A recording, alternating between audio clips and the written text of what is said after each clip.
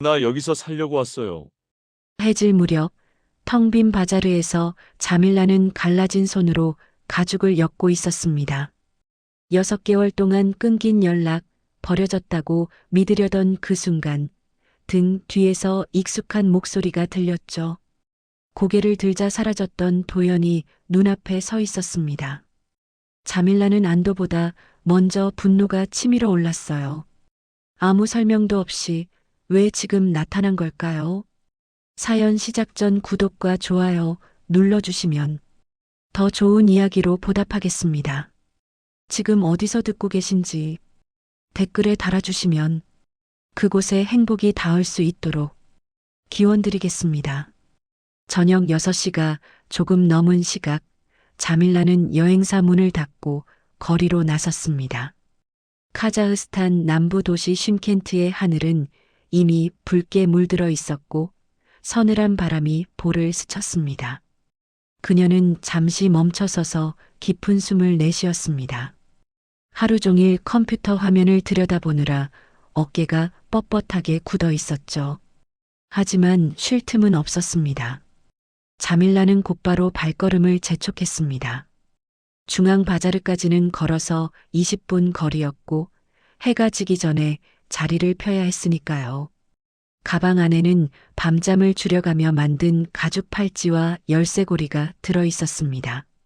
손끝이 바늘에 찔려 생긴 상처들이 쓰라렸지만 이 정도 아픔은 오래전에 익숙해졌습니다. 바자르에 도착하자 익숙한 소음이 귀를 감쌌습니다. 상인들의 호객 소리, 흥정하는 손님들의 목소리, 어디선가 흘러나오는 음악까지 자밀라는 평소 자리인 구석 통로로 향했습니다. 그곳은 사람들 눈에 잘 띄지 않았지만 자릿세가 싸서 그녀에게는 유일하게 허락된 공간이었습니다. 작은 천을 바닥에 펴고 물건들을 늘어놓는 동안 마음속에는 무거운 돌덩이가 내려앉았습니다.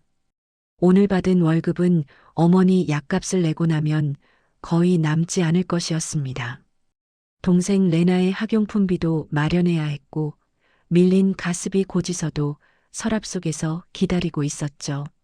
26살의 자밀라에게 꿈이란 단어는 사치처럼 느껴졌습니다. 또래 친구들이 연애를 하고 결혼을 준비할 때 그녀는 가족의 생계를 책임지느라 하루하루를 버티고 있었으니까요. 아버지가 3년 전 교통사고를 당한 이후로 집안의 모든 짐은 장녀인 그녀 몫이었습니다. 팔찌 얼마예요? 지나가던 젊은 여자가 물었습니다. 자밀라는 재빨리 미소를 지었습니다. 이건 5천 탱게예요. 직접 만든 거라 튼튼해요. 여자는 팔찌를 살펴보더니 고개를 저으며 지나갔습니다. 자밀라의 미소가 천천히 사라졌습니다. 가슴 한쪽이 저며왔지만 다시 자세를 고쳐 앉으며 스스로를 다독였습니다. 시간이 흐르면서 바자르의 인파가 줄었습니다. 오늘 저녁에는 팔찌 2개와 열쇠고리 하나가 팔렸습니다. 3만 원도 채 되지 않는 돈이었지만 자밀라는 그 돈을 소중히 주머니에 넣었습니다. 밤 9시가 넘어서야 짐을 쌌습니다. 온몸이 천근만근이었지만 버스비를 아끼기 위해 오늘도 걸어가기로 했습니다. 집에 도착하자 거실에서 희미한 불빛이 새어나왔습니다. 어머니 사비나가 소파에 앉아 기다리고 있었습니다. 어머니의 얼굴은 창백했고 눈가에는 깊은 피로가 서려 있었습니다. 이제 왔니, 자밀라야. 어머니의 목소리는 가늘었지만 그 안에는 딸을 향한 안쓰러움이 담겨 있었습니다.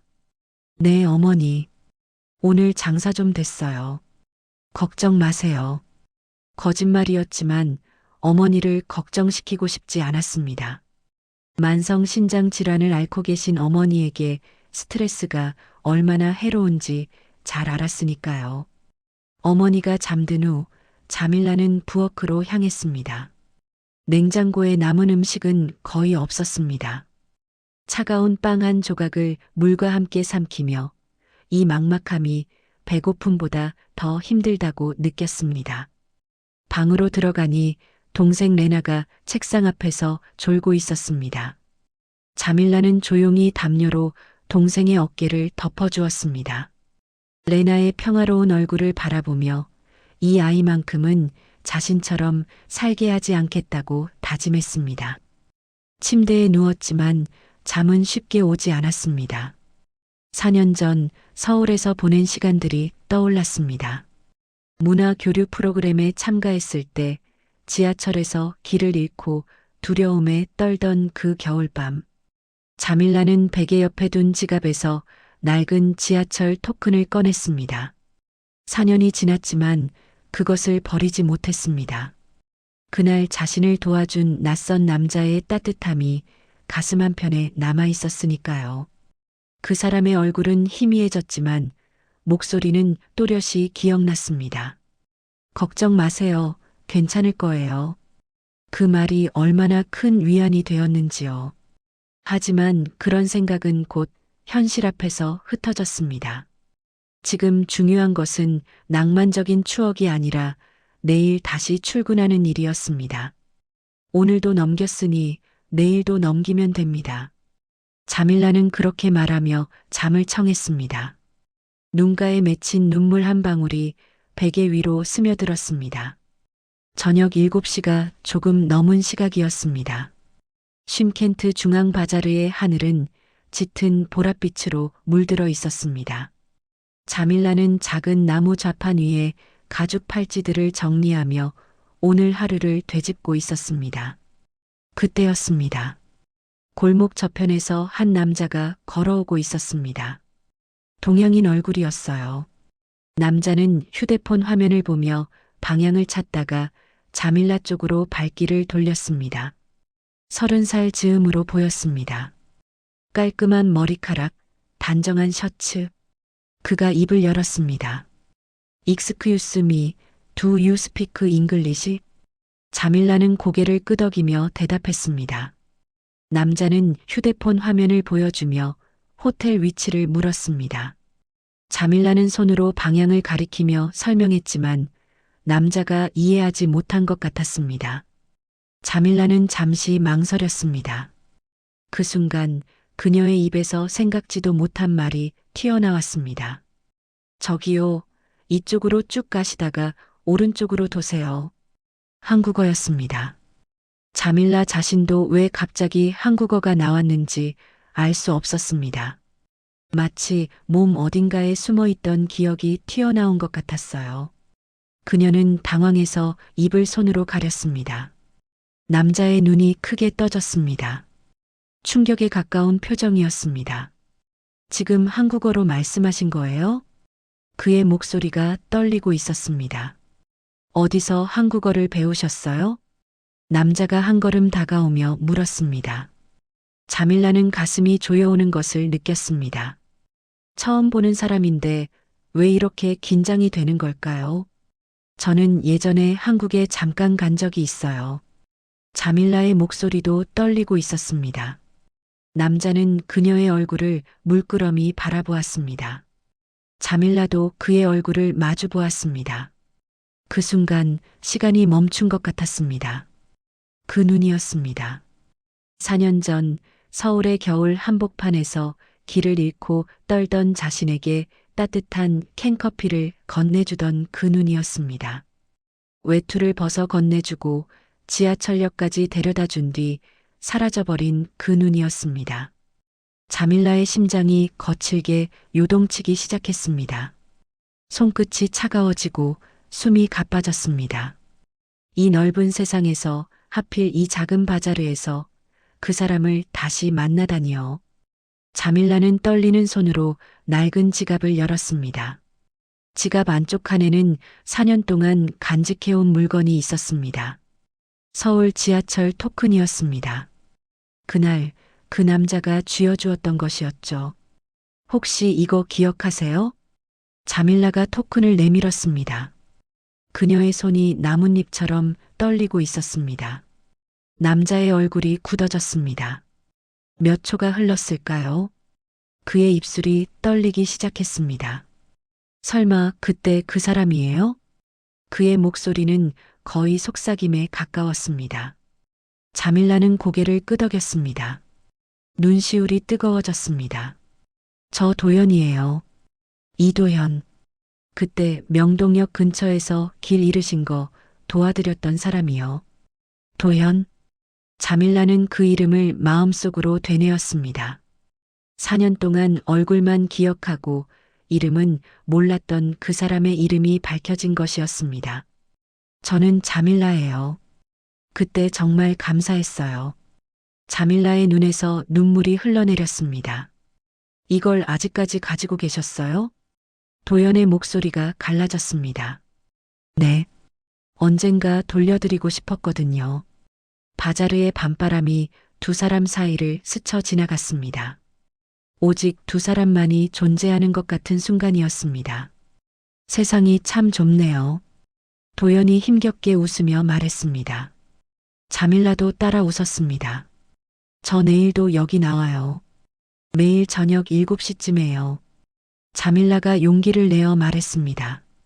도연은 그녀의 눈을 바라보며 고개를 끄덕였습니다. 그럼 내일 또 올게요. 꼭이요.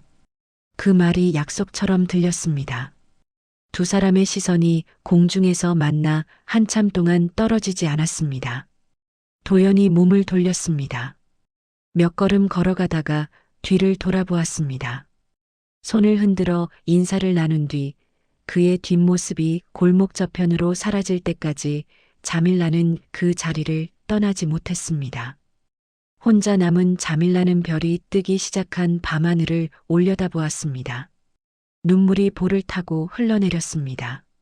4년간의 그리움과 기적 같은 재회가 뒤섞인 눈물이었습니다. 도연 씨, 자밀라가 작게 그 이름을 불러보았습니다.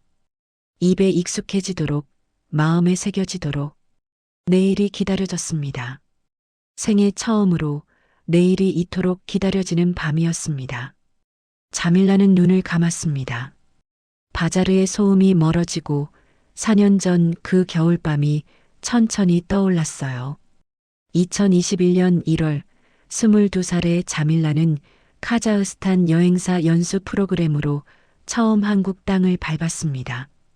일주일간의 짧은 연수였지만 비행기를 타본 것도 가족과 떨어져 본 것도 처음이었어요. 연수 마지막 날 저녁, 자밀라는 큰 실수를 저질렀습니다. 동료들과 명동에서 쇼핑을 마친 뒤 잠깐 화장실에 다녀오겠다고 했던 것이 화근이었어요. 건물 안에서 길을 잃었고 밖으로 나왔을 때는 동료들이 보이지 않았습니다. 휴대폰 배터리는 꺼져 있었고 주머니에는 숙소 주소가 적힌 메모지뿐이었어요. 한글 간판들이 빼곡한 골목은 미로 같았습니다. 사람들은 빠르게 지나갔고 누구도 멈춰 서지 않았어요. 낯선 언어들이 귀를 스칠 때마다 심장이 빨라졌습니다. 밤 8시가 넘자 기온이 급격히 떨어졌어요. 얇은 코트로는 서울의 겨울을 버틸 수 없었습니다. 자밀라는 건물 처마 밑에 서서 눈물을 참았어요. 그때 누군가 앞에 멈춰 섰습니다. 27쯤 되어 보이는 한국 남자였어요. 검은색 패딩 점퍼를 입고 편의점 봉투를 들고 있었습니다. 괜찮으세요? 조심스러운 영어였어요. 자밀라는 떨리는 손으로 메모지를 내밀었습니다. 여기 가고 싶어요. 길을 잃었어요. 남자는 주소를 확인하더니 말했어요. 멀어요. 지하철 타야 해요. 자밀라의 얼굴이 굳어졌습니다. 혼자 지하철을 탄다는 건 상상할 수 없었어요. 눈에 다시 눈물이 고였습니다. 남자는 시계를 확인하더니 결심한 듯 말했어요. 제가 데려다 줄게요. 남자의 눈빛에는 불순한 의도가 없었습니다. 오히려 걱정과 안타까움이 가득했어요. 남자는 봉투에서 따뜻한 캔커피를 꺼냈습니다. 이거 드세요. 많이 추우시죠? 손바닥으로 전해지는 온기가 얼어붙은 마음을 녹이는 것 같았어요. 역에 도착하자 남자는 주머니에서 작은 플라스틱 토큰을 꺼냈습니다. 일회용 승차권이었어요. 이걸로 타세요. 새 정거장 가서 내리면 돼요. 자밀라는 고개를 끄덕였지만 여전히 불안했어요. 남자는 그 표정을 읽었는지 개찰구를 함께 통과했습니다. 같이 가줄게요. 내리는 곳까지만요. 새 정거장이 지나고 두 사람은 함께 내렸습니다. 역 밖으로 나오자 익숙한 건물이 눈에 들어왔어요. 정말 고마워요. 이름이 뭐예요? 남자는 잠시 멈칫하더니 웃으며 대답했습니다. 괜찮아요. 조심히 들어가세요. 이름을 말하지 않은 채 남자는 돌아서서 역 안으로 들어갔어요. 검은색 패딩, 약간 긴 머리카락, 조금 구부정한 어깨, 그 뒷모습이 눈에 새겨졌습니다. 자밀라는 손에 들린 토큰을 바라봤어요. 이미 개찰구를 통과했으니 쓸모없는 물건이었습니다. 하지만 버릴 수 없었어요. 그날 밤 침대에 누워 토큰을 손에 쥐었습니다. 세상에는 이런 사람도 있구나. 아무 데가 없이 낯선 사람을 도와주는 사람이. 그 따뜻한 만큼은 절대 잊지 않겠다고 다짐했어요. 카자흐스탄으로 돌아온 뒤에도 자밀라는 토큰을 버리지 않았습니다. 지갑 안쪽에 넣어두고 힘든 날이면 꺼내보았어요. 4년이 흘렀습니다. 삶은 더 고단해졌고 꿈을 꿀 여유는 사라졌어요. 그러나 지갑 속 토큰만은 여전히 그 자리에 있었습니다. 자밀라는 눈을 떴습니다. 회상에서 빠져나와 현실로 돌아왔어요. 도연이라는 이름의 그 남자가 앞에 서 있었습니다. 떨리는 손으로 지갑을 열었어요. 안쪽에서 색이 바랜 작은 토큰을 꺼냈습니다. 이거 기억나요? 도연의 눈이 크게 떠졌습니다. 이걸 아직도 가지고 있었어요? 목소리가 떨렸어요. 자밀라는 고개를 끄덕였습니다. 버릴 수가 없었어요. 이게 있으면 힘이 났어요. 도연은 한참 동안 토큰을 들여다보았습니다. 눈가가 붉어지는 것 같았어요. 자밀라도 눈물이 차올랐습니다. 4년이라는 시간을 뛰어넘어 두 사람은 다시 만났어요. 도연이 토큰을 돌려주며 조용히 말했습니다. 고마워요. 간직해줘서. 자밀라는 토큰을 다시 지갑에 넣었어요. 이제 이건 이름 없는 친절의 증거가 아니었습니다. 다시 만난 인연의 증거가 되었어요. 바자르의 저녁 바람이 두 사람 사이를 스쳤습니다. 4년 전 그 겨울밤 자밀라는 분명 구해졌어요. 길만이 아니었습니다. 세상에 대한 믿음이 흔들리던 시간이었어요. 이름 모를 남자의 친절이 모든 것을 다시 세워주었습니다. 그리고 지금 그 남자가 다시 나타났어요. 자밀라는 토큰이 든 지갑을 가슴에 품었습니다. 이번에는 그냥 스쳐 지나가지 않겠다고 다짐했어요. 자밀라의 손이 떨렸습니다. 낡은 지갑 안쪽, 천이 헤어진 틈새에 손가락을 넣는 순간 심장이 쿵쿵 뛰었습니다. 4년 동안 한 번도 꺼내본 적 없지만 그곳에 있다는 건 늘 알고 있었죠. 손끝에 차가운 금속이 닿자 온몸에 전율이 퍼졌습니다. 도연은 자밀라의 손을 바라보고 있었습니다. 바자르의 소음이 멀어지는 것 같았습니다. 상인들의 외침도 지나가는 사람들의 발소리도 모두 사라진 듯 했죠. 자밀라가 천천히 손을 꺼냈습니다. 손바닥 위에 작은 동전 모양의 금속이 놓여 있었습니다. 서울 지하철 토큰이었습니다. 가장자리가 살짝 닳아 있었고 표면에는 희미한 흠집들이 있었습니다. 도연의 눈이 크게 떠졌습니다. 입술이 벌어졌다가 다시 닫혔습니다. 그는 토큰과 자밀라의 얼굴을 번갈아 바라보았습니다. 이거 정말. 도연의 목소리가 갈라졌습니다. 자밀라는 고개를 끄덕였습니다. 눈시울이 뜨거워지는 것을 느꼈지만 울지 않으려고 입술을 꽉 깨물었습니다. 4년 전 그날 밤이 떠올랐습니다. 22살의 자밀라는 친척 결혼식에 참석하러 한국에 왔다가 길을 잃었습니다. 핸드폰 배터리는 꺼져 있었고 영하의 날씨에 얇은 코트 한 장으로 떨고 있었죠. 눈물이 흘러내렸지만 누구 하나 멈춰 서는 사람이 없었습니다. 그때 한 남자가 다가왔습니다. 그는 아무 말 없이 자신의 외투를 벗어 자밀라의 어깨에 걸쳐 주었습니다. 따뜻한 캔커피를 건넸고 지하철역까지 함께 걸어 주었습니다. 마지막으로 손에 쥐어준 것이 이 토큰이었습니다. 자밀라는 그 토큰을 버리지 않았습니다. 그것이 거기 있다는 사실만으로도 위로가 되었습니다. 세상에 아무런 데가 없이 베푸는 친절이 존재한다는 증거였으니까요. 그런데 지금 그 남자가 눈앞에 서 있었습니다. 도연이 천천히 손을 뻗었습니다. 손가락이 토큰에 닿기 직전 그는 멈췄습니다. 마치 만지면 사라질까봐 두려운 것처럼요. 그날 진짜 당신이었군요. 도연의 목소리는 낮고 떨렸습니다. 자밀라는 그제야 눈물이 흘러내리는 것을 느꼈습니다. 4년 동안 묻어두었던 감정이 한꺼번에 터져 나오는 것 같았습니다. 왜 이제야 만났을까요? 자밀라의 입에서 그 말이 새어나왔습니다. 질문이라기보다는 탄식에 가까웠습니다. 도연은 대답하지 못했습니다. 그저 고개를 숙인 채 한숨을 내쉬었습니다. 바자르의 저녁 햇살이 두 사람을 비추고 있었습니다. 주변에서는 여전히 상인들이 물건을 팔고 있었지만 자밀라에게는 그 모든 것이 보이지 않았습니다. 4년 동안 이걸 가지고 있었어요? 도연이 조심스럽게 물었습니다. 자밀라는 고개를 끄덕였습니다. 버릴 수가 없었어요. 그날 얼마나 무서웠는지, 그리고 얼마나 고마웠는지. 도연은 눈을 감았습니다. 잠시 후 눈을 떴을 때 그의 눈가가 붉어져 있었습니다. 나도 가끔 생각했어요. 그분이 무사히 돌아갔을까? 도연의 말에 자밀라의 눈물이 또 흘러내렸습니다.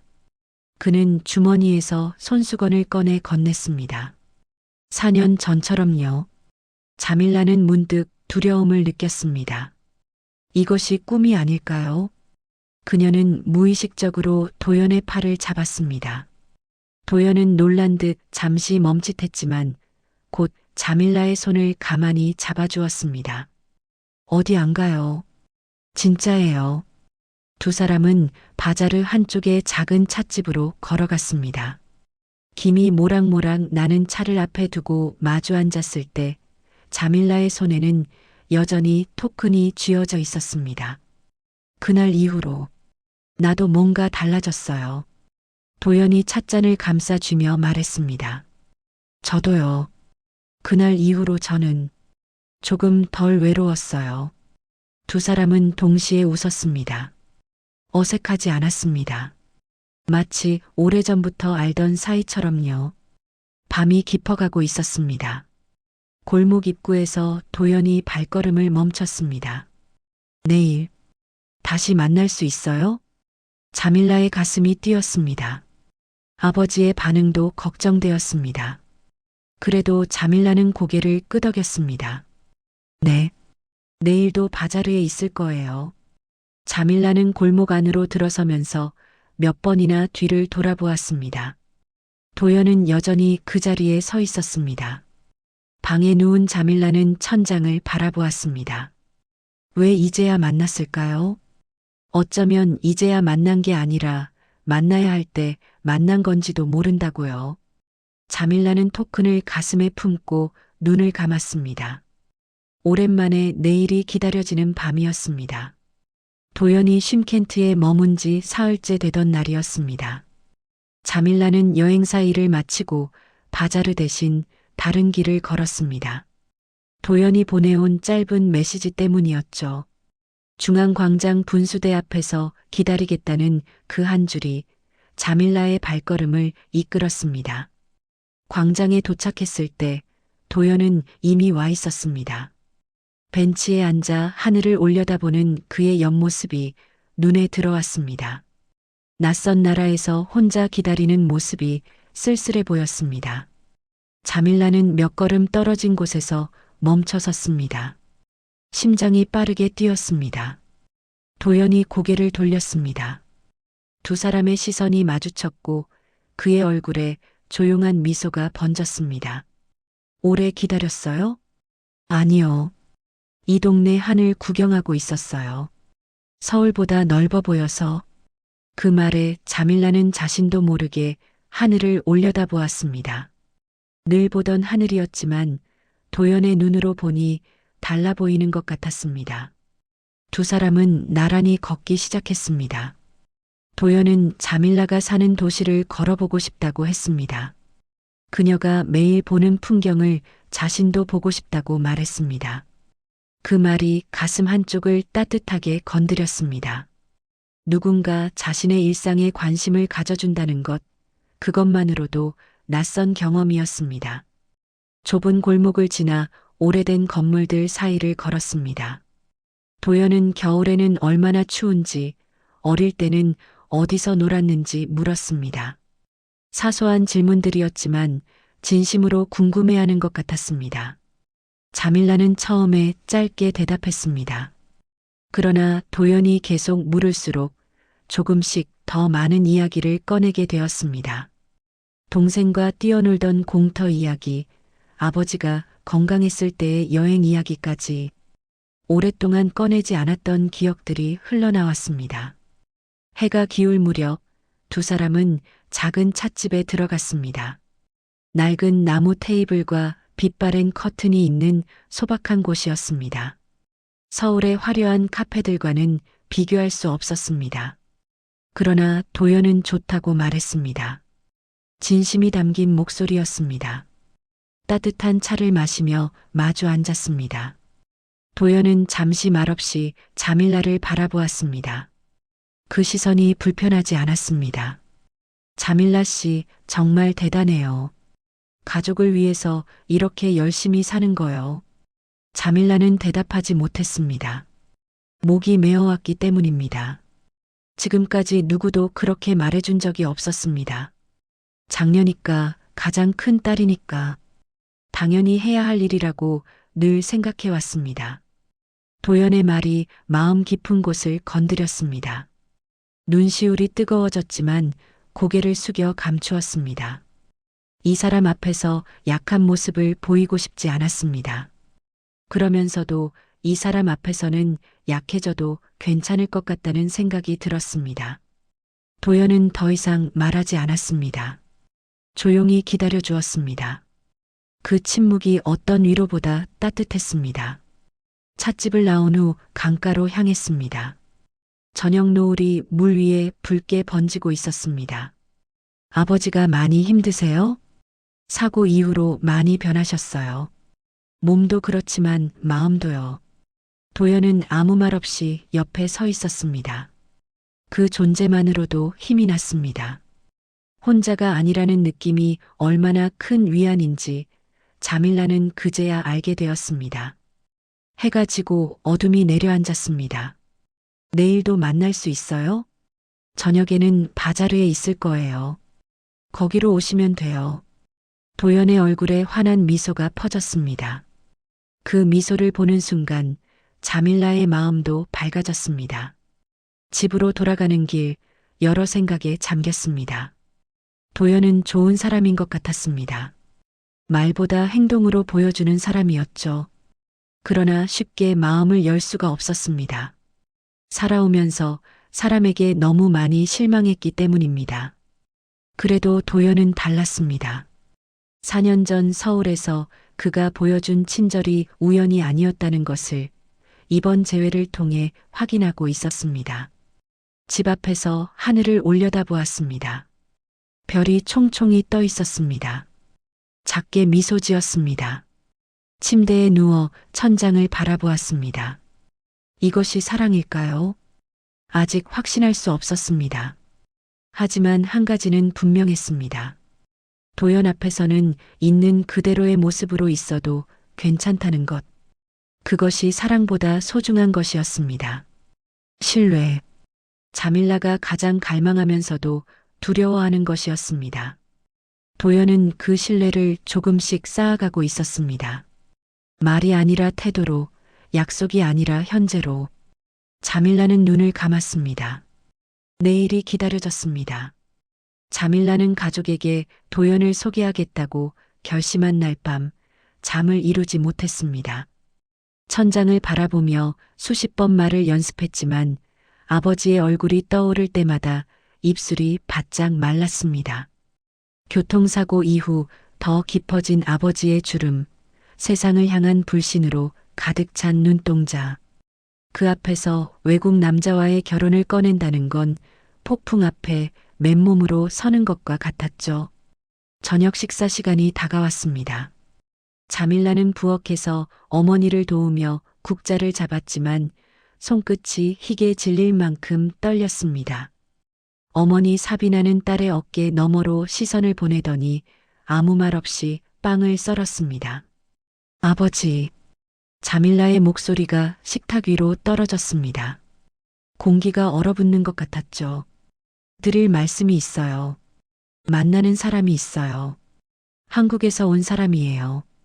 아지즈의 턱 근육이 미세하게 떨렸습니다. 자밀라는 4년 전 서울에서의 일을 조심스럽게 꺼냈습니다. 길을 잃고 두려움에 떨던 밤 외투를 건네주고 지하철역까지 데려다준 낯선 남자. 그때 받은 토큰을 아직도 간직하고 있다는 이야기까지요. 결혼하고 싶어요. 아지즈가 식탁을 내리쳤습니다. 쿵 하는 소리와 함께 그릇들이 덜컹거렸습니다. 미쳤느냐? 우리 집안이 그렇게 만만하냐? 중매인도 없이 부모도 없이 혼자 와서 내 딸을 달라고? 아버지, 그 사람은 한국 사람이에요. 우리 풍습을 잘 몰라서 그래요. 풍습을 모른다고? 그게 이유가 되느냐? 아지즈의 눈에 분노와 함께 오래된 상처가 스쳤습니다. 자밀라는 알고 있었죠. 고모가 젊은 시절 외국인과 결혼했다가 버림받고 돌아온 일을요. 그때도 상대 남자는 정식 절차 없이 고모를 데려갔었습니다. 우리 땅에서는 신랑이 먼저 와야 해. 부모를 모시고 아니면 적어도 중매인을 세워서. 그게 딸을 달라고 할 때의 예의야. 자밀라는 대답하지 못했습니다. 데려와라. 그 남자를 당장 데려와. 다음 날 저녁 도연이 왔습니다. 정장 차림에 과일 바구니와 어머니를 위한 쇼를 들고 있었죠.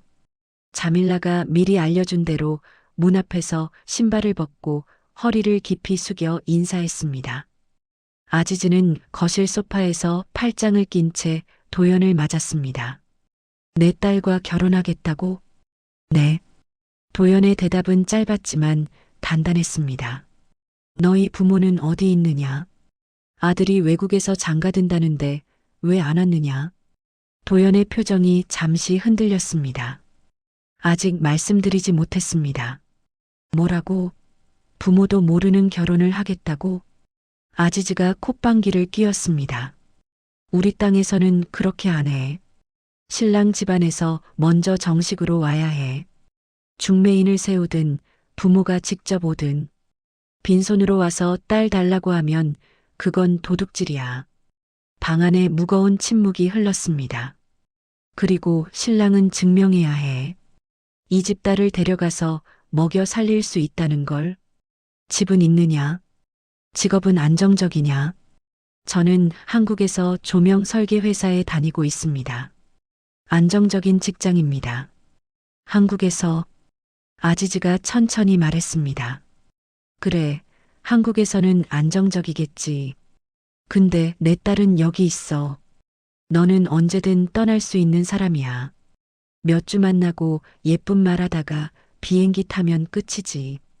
그렇지 않습니다. 그렇지 않다는 걸 어떻게 믿느냐? 말로 4년 전에 친절했다고? 그게 평생을 약속할 근거냐? 자밀라는 끼어들고 싶었지만 입이 열리지 않았습니다. 아버지의 말이 틀리지 않았기 때문입니다. 진심이라면 증명해라. 돌아가. 한국으로. 내 부모님께 말씀드려라. 내가 외국에서 장가들겠다고. 그리고 내 삶을 정리해 와라. 이 아이를 책임질 수 있다는 걸 보여줘라. 그때까지는 대답 안 한다. 자밀라는 숨을 삼켰습니다. 이건 거절이 아니었습니다. 하지만 쉬운 허락도 아니었죠. 준비되면 정식으로 와라. 예물을 갖추고 우리 식대로. 그게 이 집 딸에 대한 예의야. 도연이 천천히 고개를 끄덕였습니다. 알겠습니다. 반드시 돌아오겠습니다. 문이 닫히는 순간 자밀라의 세계도 닫히는 것 같았습니다. 그날 밤 어머니가 방으로 들어왔습니다. 사비나는 딸의 침대 끝에 앉았죠. 엄마도 반대하시는 거죠? 반대하고 싶지 않아. 내가 행복하면 그게 다야. 사비나의 눈가가 젖어들었습니다. 근데 엄마는 무서워. 내가 멀리 가버리면 다시는 못 볼 것 같아서. 아버지도 미워서가 아니라 무서워서 그러는 거야. 예전에 고모일 이후로 외국 사람이라면 다 경계하시잖아. 그 사람이 정식으로 온다면 아버지도 생각이 달라지실 거야. 정말요? 모르지. 하지만 아버지가 문을 완전히 닫지는 않으셨잖아. 자밀라의 눈에서 눈물이 흘러내렸습니다. 엄마, 저도 무서워요. 근데 이번엔 도망치고 싶지 않아요. 사비나는 딸의 등을 쓸어주며 안아주었습니다. 자밀라는 지갑에서 토큰을 꺼냈습니다. 4년 전 서울의 밤이 떠올랐죠. 도연이 정말로 돌아올까요? 부모님을 설득하고 삶을 정리하고 정식으로 이 집 문을 두드릴까요? 레나가 방문을 열고 들어왔습니다. 언니, 그 사람 눈빛 봤어. 진심이더라. 자밀라는 대답 대신 동생의 손을 잡았습니다. 가족의 벽은 높았습니다. 하지만 그 벽이 미움이 아니라 사랑에서 비롯되었다는 걸 알았죠. 아버지가 요구한 것은 증명이었습니다. 말이 아닌 행동으로 낯선 풍습이라도 받아들일 준비가 되었다는 것을요. 도연이 돌아오기를 자밀라는 기도했습니다. 이 땅의 전통을 존중하며 정식으로 문을 두드리는 그 사람을 기다리기로 했습니다. 공항으로 가는 택시 안, 도연은 창밖을 바라보며 입술을 꽉 깨물고 있었습니다. 쉼켄트의 거리가 뒤로 스쳐 지나갔고 지난 열흘간 걸었던 골목들이 하나씩 사라져갔습니다. 자밀라에게 제대로 된 인사를 하지 못했습니다. 아니, 하지 않은 것이었습니다. 어젯밤 바자르에서 헤어질 때 그는 평소처럼 손을 흔들며 내일 보자고 말했습니다. 하지만 그 내일은 오지 않을 예정이었죠. 도연의 눈가가 붉어졌습니다. 비겁한 선택이라는 걸 알고 있었습니다. 하지만 자밀라의 눈을 보면서 떠난다고 말할 자신이 없었습니다. 그 검은 눈동자에 실망이 어리는 걸 직접 본다면 그는 아마 주저앉아 버렸을 겁니다. 같은 시각 자밀라는 바자르에서 가죽 팔찌를 정리하고 있었습니다. 오늘따라 손님이 없어서 한가했지만 이상하게 불안했습니다. 휴대폰을 몇 번이나 확인했습니다. 도연에게서 아무 연락이 없었습니다. 평소라면 아침에 한 번, 점심에 한 번, 저녁에 한 번 꼬박꼬박 메시지를 보내던 사람이었습니다. 저녁 7시가 되자 자밀라는 참지 못하고 메시지를 보냈습니다. 30분이 지나도 답장은 오지 않았습니다. 손이 떨리기 시작했습니다. 집으로 돌아가는 길, 발걸음은 느렸습니다. 가슴이 점점 조여왔습니다. 집에 도착하자 어머니 사비나가 딸의 얼굴을 보고 물었습니다. 얼굴이 왜 그래? 무슨 일 있었어? 아무 일도 없어요. 그냥 좀 피곤해서요. 밥을 먹는 둥 마는 둥 하면서 계속 휴대폰만 쳐다봤습니다. 여동생 레나가 옆에서 물었습니다. 언니, 그 오빠한테 연락 안 와? 응, 아마 바쁜가 봐. 어제까지 맨날 연락하던 사람이. 레나의 말에 자밀라의 가슴이 철렁 내려앉았습니다. 숟가락을 내려놓고 방으로 들어갔습니다. 방문을 닫자마자 눈물이 터져 나왔습니다. 그때 휴대폰이 울렸습니다. 도연이었습니다. 여보세요? 전화기 너머 도연의 목소리는 평소와 달랐습니다. 낮고 무거웠습니다. 자밀라 씨, 저 지금 인천공항이에요. 그 한마디에 자밀라의 세상이 멈췄습니다. 도연이 이미 카자흐스탄을 떠났다는 뜻이었습니다. 아무 말도 없이, 인사도 없이요. 왜 말 안 했어요? 목소리가 떨렸습니다. 눈물이 뺨을 타고 흘러내렸습니다. 미안해요. 얼굴 보면서 말할 자신이 없었어요.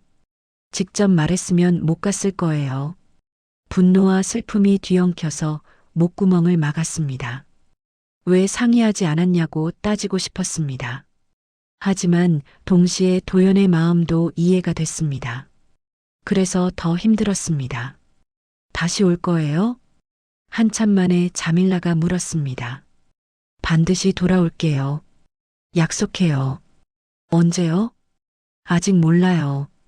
하지만 꼭 돌아올게요. 자밀라는 그 말을 믿고 싶었습니다.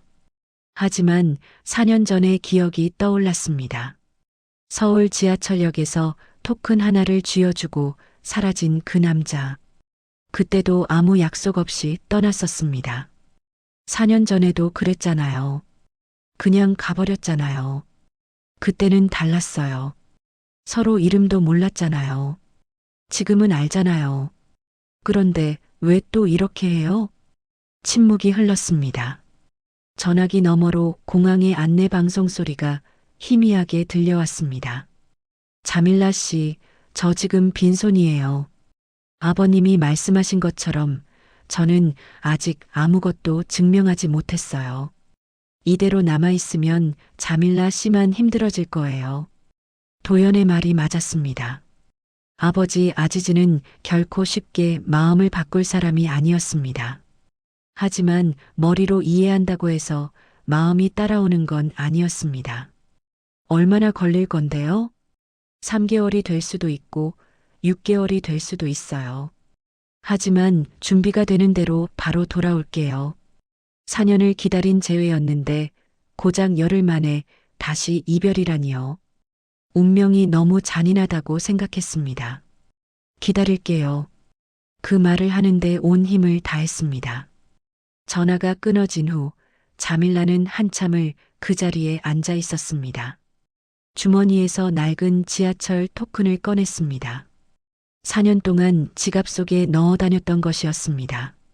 손때가 묻어 반질반질해진 그것을 손바닥 위에 올려놓고 한참을 바라봤습니다. 4년 전에도 이랬습니다. 도연은 토큰 하나를 남기고 사라졌었죠. 그 희망이 현실이 됐습니다. 기적처럼 다시 만났습니다. 하지만 지금 또다시 같은 상황이 반복되고 있었습니다. 두려웠습니다. 버림받는다는 게 이렇게 무서운 건지 처음 알았습니다. 사실 도연은 자밀라를 버린 게 아니었습니다. 오히려 그녀를 위해 떠난 것이었습니다. 하지만 떠나는 사람과 남는 사람의 마음은 같을 수 없었습니다. 남는 사람은 언제나 더 많이 아프고 더 오래 기다려야 했습니다. 새벽이 되어서야 자밀라는 조용히 일어나 창가에 섰습니다. 도연이 없는 첫 번째 아침이었습니다. 토큰을 다시 주머니에 넣었습니다. 그것은 4년 전의 약속이자 오늘의 약속이었습니다. 부엌으로 나가니 어머니가 벌써 아침을 준비하고 있었습니다. 사비나는 딸의 부은 눈을 보고도 아무 말 하지 않았습니다. 대신 따뜻한 차 한 잔을 건넸습니다. 천천히 마셔. 그 한마디에 자밀라의 눈물이 또 났습니다. 어머니는 다 알고 있었습니다. 말하지 않아도요. 집을 나서며 자밀라는 하늘을 올려다봤습니다. 어딘가 저 하늘 아래 도연도 같은 하늘을 보고 있을까요? 언젠가는 다시 만날 수 있을 거라고 믿었습니다. 그 믿음 하나로 자밀라는 오늘도 걸어갔습니다. 인천공항에 내린 도연은 한참 동안 입국장을 빠져나가지 못했습니다. 사람들이 옆을 스쳐 지나갔지만 그의 마음은 여전히 쉼켄트에 남아 있었습니다. 자밀라의 마지막 표정이 자꾸만 떠올랐어요. 아무 약속도 하지 못한 채 돌아서던 순간 그녀의 눈에 어린 불안이 가슴 깊이 박혀 있었습니다. 공항 밖으로 나서자 서울의 밤 공기가 차갑게 얼굴을 스쳤습니다. 익숙한 도시였지만 낯설게 느껴졌어요.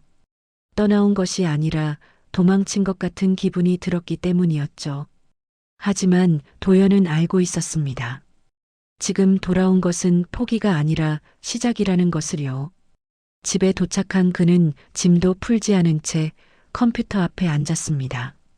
검색창에 카자흐스탄 장기 체류 비자라고 입력하는 손가락이 떨렸습니다.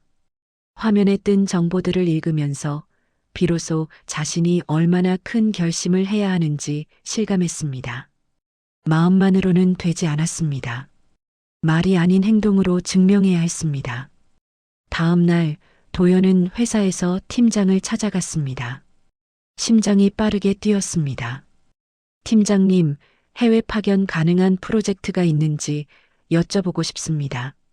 중앙아시아 쪽으로요. 팀장의 눈썹이 올라갔습니다. 거기 협력사 프로젝트가 하나 있긴 한데 최소 1년은 가야 해. 알고 있습니다. 짧지만 단호한 대답이었습니다. 팀장은 도연의 눈빛을 한참 들여다보다가 고개를 끄덕였어요. 그날 밤 도연은 월세 계약서를 펼쳐놓고 한참을 바라보았습니다. 이 원룸에서 3년을 살았지만 누군가와 함께하기엔 너무 좁았습니다. 신혼부부 전세 매물을 검색하는 자신의 모습이 낯설었어요. 아직 결혼이 확정된 것도 아닌데 이렇게까지 해도 되는 걸까? 하지만 곧 고개를 저었습니다. 준비가 되어야 확정을 만들 수 있으니까요. 일주일 후 도연은 부모님 댁을 찾았습니다. 밥상 앞에 앉아서도 젓가락이 쉽게 움직이지 않았습니다. 어머니가 아들의 달라진 모습을 알아차렸어요. 무슨 일 있어? 회사에서 힘든 일 있니? 도연은 천천히 입을 열었습니다. 어머니, 저 결혼하고 싶은 사람이 있어요. 근데 한국 사람이 아니에요. 카자흐스탄 사람이에요. 침묵이 길어졌습니다. 어머니의 표정이 기대에서 당혹감으로, 당혹감이 걱정으로 바뀌는 것이 눈에 보였습니다. 카자흐스탄이라니. 그게 어디야? 아버지가 물었습니다. 도연은 차분하게 설명했습니다. 중앙아시아에 있는 나라라는 것, 출장 중에 만났다는 것, 사실은 4년 전에 처음 인연이 있었다는 것까지요. 도연아, 엄마가 반대하는 건 아닌데 너무 갑작스럽잖아. 어머니의 목소리에 걱정이 가득했습니다. 도연은 어머니의 손을 잡았습니다. 알아요. 근데 이 사람이 아니면 안 될 것 같아요. 아버지가 한참 만에 입을 열었습니다. 마음은 알겠다. 근데 마음만으로 되는 게 아니야. 그래서 준비하려고요. 제대로. 도연의 눈빛은 흔들리지 않았습니다. 2달이 지났습니다. 카자흐스탄 파견 승인을 받은 날 밤, 도연은 오랜만에 깊이 잠들 수 있었습니다. 꿈속에서 자밀라가 웃고 있었어요. 주말마다 러시아어 학원에 다녔습니다. 카자흐스탄에서는 러시아어가 널리 쓰인다는 것을 알았기 때문이었죠. 처음에는 낯선 문자와 발음이 입에 붙지 않았습니다. 혀가 꼬이고 머리가 아팠어요. 하지만 포기할 수 없었습니다. 자밀라의 세계를 이해하고 싶었습니다. 그녀의 가족과 대화하고 싶었어요. 그래서 매일 밤 단어장을 펼쳤습니다. 안녕하세요. 감사합니다. 사랑합니다. 서툰 발음으로 중얼거리면서 한 걸음씩 그녀에게 다가가고 있었습니다. 4개월째 되던 날 작은 상자 하나를 샀습니다. 화려하지 않은 은반지였지만 안쪽에는 두 사람이 처음 만난 날짜가 새겨져 있었습니다. 2021년 1월 15일. 서울의 추운 겨울, 지하철역 앞에서 길을 잃고 떨고 있던 그녀를 처음 본 날이었어요. 외투를 건네주고 따뜻한 캔커피를 사주고 지하철 토큰을 쥐어주었던 그 순간들. 그때는 몰랐습니다. 그 작은 친절이 4년 후 이렇게 큰 인연으로 돌아올 줄은요. 6개월이 되었습니다. 출발 전날 밤 도연은 잠을 이루지 못했습니다. 내일이면 다시 그녀를 볼 수 있었어요. 하지만 두려움도 있었습니다. 6개월이라는 시간이 너무 길었던 것은 아닐까? 그녀의 마음이 변하지는 않았을까? 수많은 질문들이 머릿속을 맴돌았습니다. 새벽 3시 도연은 창가에 섰습니다. 주머니에서 낡은 지하철 토큰 하나를 꺼냈어요. 그날 자밀라에게 건네주고 남은 것이었습니다. 그도 하나를 간직하고 있었죠. 말로는 부족하다는 것을 알고 있었습니다. 사랑한다는 말, 함께하겠다는 말, 책임지겠다는 말. 그 모든 말들이 공허하게 느껴질 수 있다는 것을요. 특히 자밀라의 아버지에게는요. 그래서 6개월 동안 할 수 있는 모든 것을 했습니다. 이제 남은 것은 가서 보여주는 것뿐이었습니다. 도연은 창밖을 바라보며 작게 중얼거렸습니다. 기다려줘. 이제 갈게. 동이 트기 시작했습니다. 캐리어 손잡이를 잡았습니다. 손바닥에 땀이 배어 있었어요. 긴장과 설렘이 뒤섞인 떨림이 온몸으로 퍼졌습니다. 도연은 깊이 숨을 들이쉬고 현관문을 열었습니다. 새로운 아침이 그를 맞이했습니다. 그리고 그 아침 너머에는 6개월 동안 기다려온 재회가 있었습니다. 6개월이라는 시간은 자밀라에게 6년처럼 느껴졌습니다.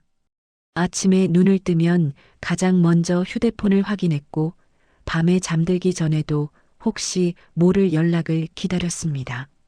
하지만 도연에게서 온 메시지는 단 한 통도 없었습니다. 그가 떠나던 날 아무런 약속도 하지 않았다는 사실이 자밀라의 가슴을 매일 긁어냈습니다. 바자르에서 가죽 팔찌를 엮는 손놀림은 여전했지만 자밀라의 눈빛은 예전과 달랐습니다. 손님이 말을 걸어도 대답이 한 박자씩 늦었고 웃음도 입술 끝에만 머물다 사라졌습니다. 그해 겨울 쉼켄트에는 유독 눈이 많이 내렸습니다. 자밀라는 외투를 여미며 노점을 정리하고 있었습니다. 그때 익숙한 발소리가 눈을 밟으며 다가왔습니다. 자밀라는 고개를 들지 않았습니다. 환청이라고 생각했습니다. 지난 6개월 동안 수없이 그런 착각에 속아왔기 때문이었어요. 자밀라 씨. 그 목소리를 듣는 순간 자밀라의 손에서 가죽끈이 떨어졌습니다. 천천히 고개를 들었습니다. 눈앞에 서 있는 사람은 분명 도연이었습니다. 검은 코트를 입고 어깨 위로 눈송이가 내려앉아 있었습니다. 자밀라는 아무 말도 할 수 없었습니다.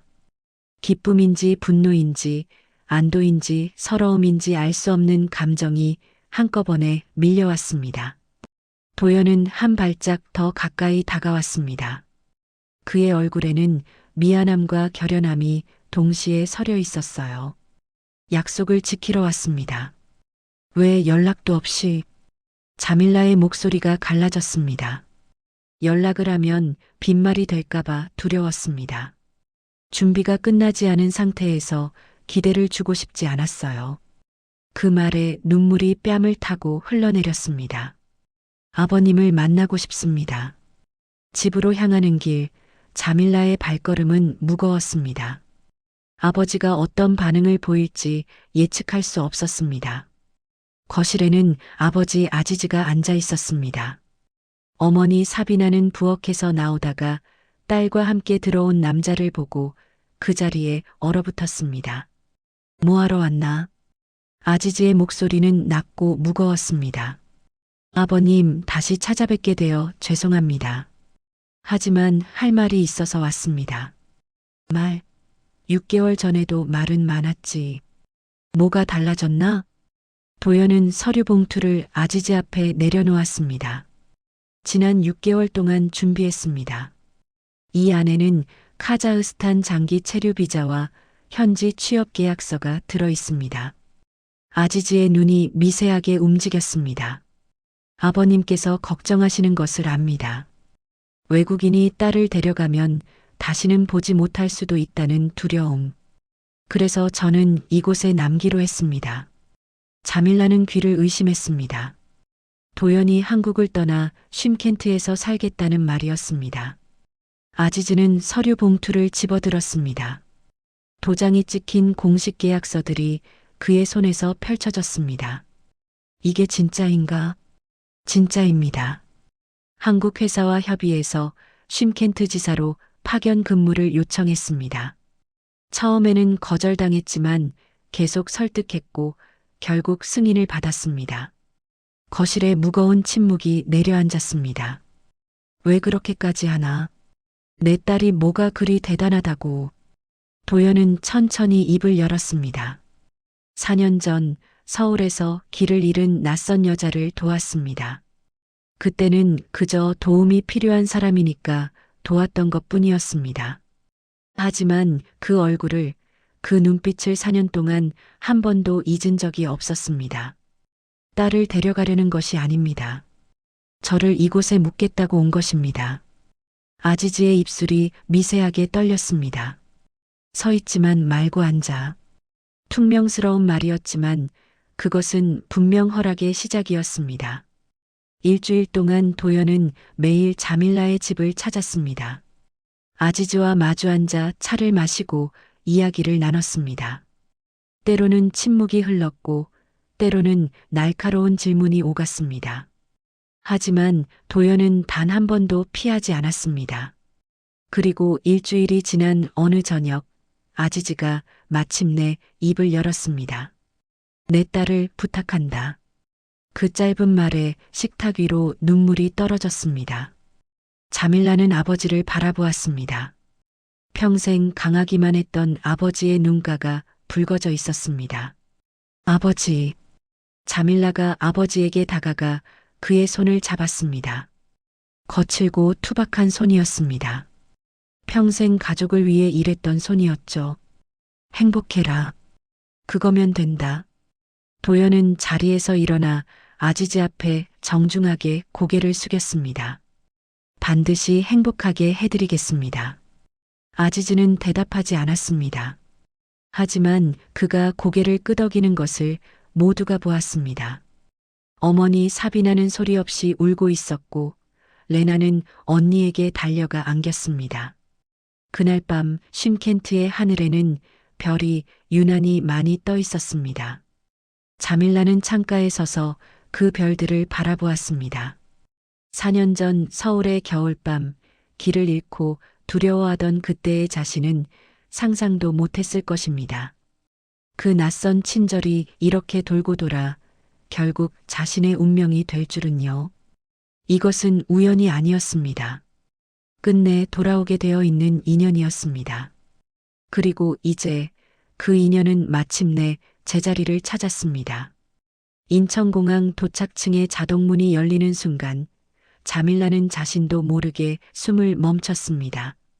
출구 너머로 익숙한 두 사람의 모습이 보였어요.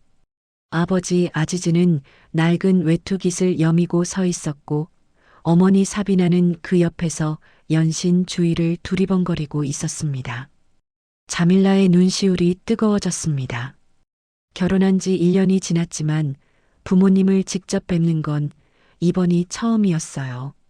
화상 통화로는 매주 얼굴을 보았지만 같은 공간에서 숨결을 느끼는 것은 전혀 다른 일이었습니다. 옆에 서 있던 남편이 자밀라의 손을 가만히 잡았습니다. 긴장돼요? 자밀라는 고개를 저었지만 떨리는 손끝은 숨길 수가 없었습니다. 아지즈의 눈이 딸을 발견한 순간 그의 굳었던 표정이 미세하게 흔들렸습니다. 1년 전 쉼켄트 공항에서 딸을 떠나보내던 날 그는 끝내 포옹 한 번 하지 못했어요. 딸의 선택을 허락하긴 했지만 마음 한구석의 불안은 지울 수 없었기 때문입니다. 자밀라가 빠른 걸음으로 다가왔습니다. 그녀의 얼굴에는 쉼켄트에서 보던 지침이 없었습니다. 새벽 바자르에서 졸린 눈을 비비던 모습도, 이중 노동에 시달리던 모습도 사라져 있었어요. 아빠, 엄마. 사비나가 먼저 딸에게 다가가 두 팔을 벌렸습니다. 어머니의 품에 안기는 순간 자밀라는 참았던 눈물을 쏟아냈습니다. 1년 동안 말하지 못했던 그리움이 한꺼번에 밀려왔습니다. 사비나는 딸의 얼굴을 찬찬히 살폈습니다. 볼에 살이 올랐고 피부에 윤기가 돌았어요. 무엇보다 딸의 눈빛이 달랐습니다. 많이 컸구나. 표정이 달라. 내가 이렇게 웃는 거 엄마는 오래 못 봤어. 아지즈는 여전히 한 발짝 떨어진 채 서 있었습니다.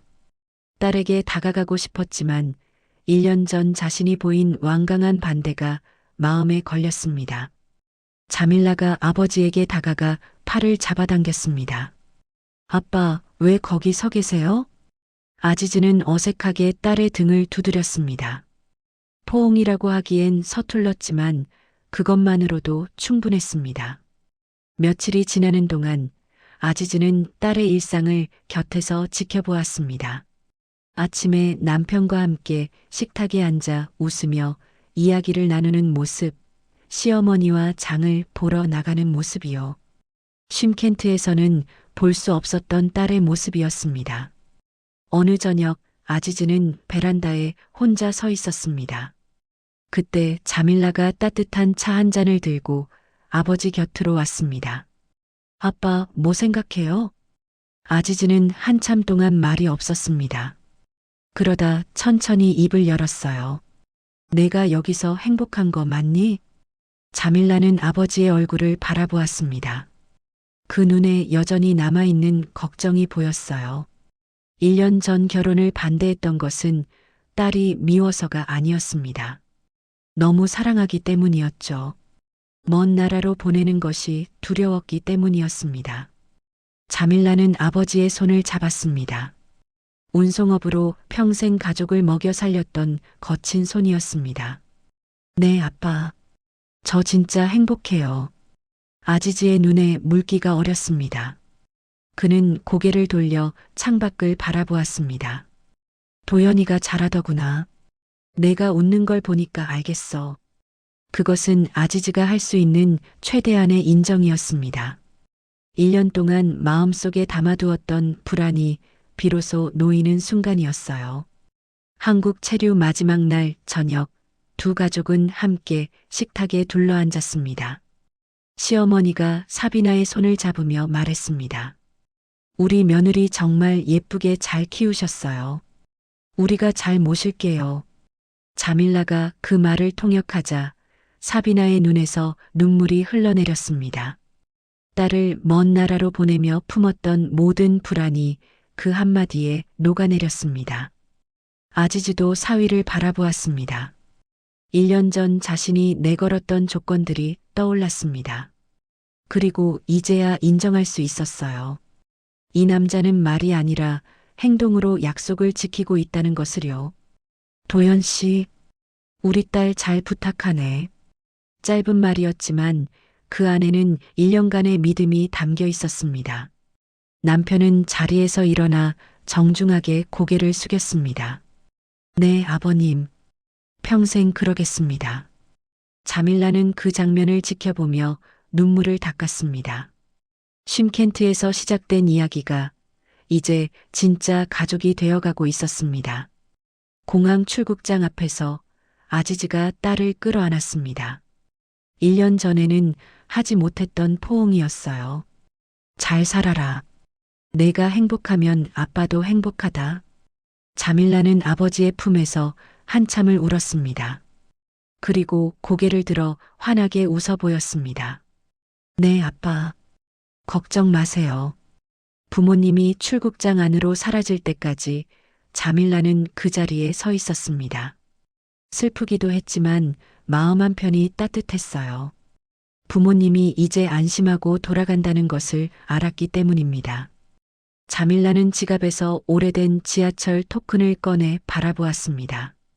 4년 동안 간직해온 그 작은 동전이 운명의 시작이었고 되돌아올 수밖에 없었던 인연의 증거였습니다.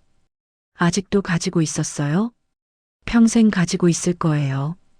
우리 이야기의 시작이니까요.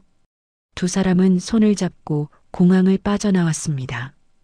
한국의 겨울 하늘 아래 그들의 이야기는 재회가 아닌 완성으로 이어지고 있었습니다. 오늘의 이야기가 잔잔한 위로가 되었다면 구독과 좋아요를 눌러주세요. 그리고 사연의 주인공을 위한 따뜻한 말씀도 댓글로 부탁드립니다. 당신의 오늘을 늘 응원합니다. 황금빛 인생이었습니다.